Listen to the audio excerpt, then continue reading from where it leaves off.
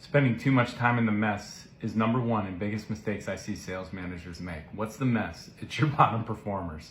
I struggled a lot with this, especially early in my career. That's even with a boss telling me, hey, you know you couldn't save everybody, but I thought I could. And this is one of the reasons I created the ATM approach, which is to help people see where they're spending their time. And what's the ATM approach? It's an objective way to rank your team into three categories. A stands for awesome, usually 10 to 20% of your team.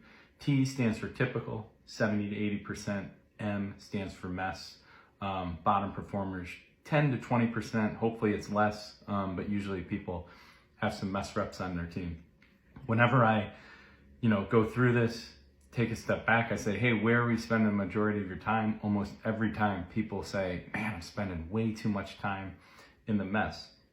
But we do this because we think, boy, if they could just do this, if they could just do this, if I could just get them to do this, we could get over the hump. And then it usually doesn't happen.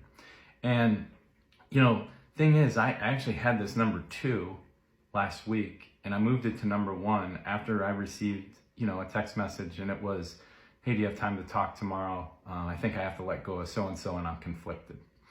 And when we talked about it the next day, his pros and cons list, it was 9 to 3. Cons were 9. I said, you've already made this decision. I said, the part that you're struggling with is that you're blaming yourself. And his response was, man, you read my mind. I said, you, me, everybody else I work with, we all go through this. There isn't a time that somebody's had a mess rep, and I know it, right? Just because I'm away from it, like I've been through it before. I know what's gonna happen, and 6 months later, I get the text and they're like, hey, I finally let so and so go. I'm like, well, it's something that we all deal with. And when I look at it, I break it down into 3 reasons why this happens. Number 1, we aren't comfortable with the structure we have in place that everybody has the same opportunity to succeed.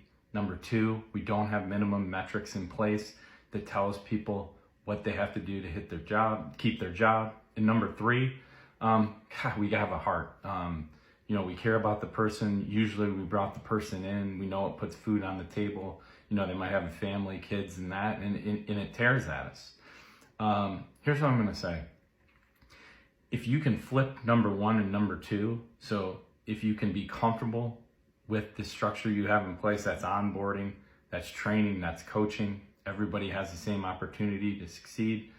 And number 2, it's crystal clear what people have to do, minimum requirements to hit their job, to keep their job. And if they don't, what happens with them? It's gonna make 3 a lot easier. Work on your structure to spend less time in the mess. One of the things I'll tell you is usually if somebody's struggling at a job, it's not the right fit, and they're gonna be better off somewhere else. Spend less time in the mess. Hey, this concludes my series of top 10 mistakes I see sales managers make. Hopefully you enjoyed it, and hopefully you enjoyed my shirt. Have a great week.